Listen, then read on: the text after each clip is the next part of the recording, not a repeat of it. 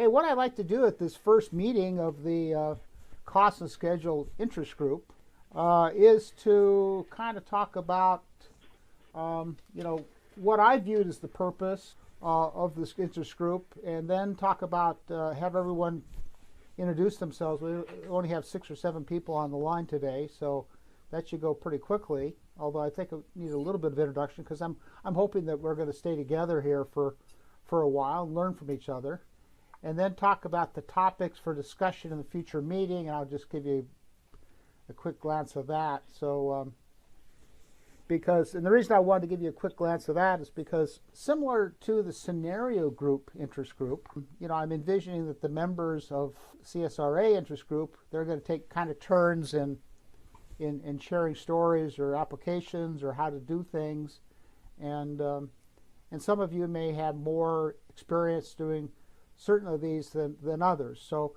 you might be thinking about that because we'll need to figure out what we're going to do for the second meeting.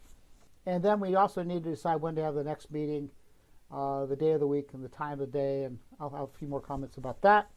And then as I mentioned, get a volunteer for the next meeting. So, I guess the reason I felt like we needed a CSRA group is I've been on a kick here. I spent, this is part of my introduction, maybe 41 years at Chevron, of which the last 25 years we're doing decision analysis, helping evaluate projects.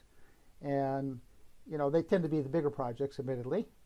So many of those were behind schedule and over cost. And, they show up in the news as well. This causes all kinds of havoc. Everyone has a business plan or strategic plan, and the schedules and the costs go into that, and then they don't meet them and causes all kinds of havoc. So that's why I thought this was important.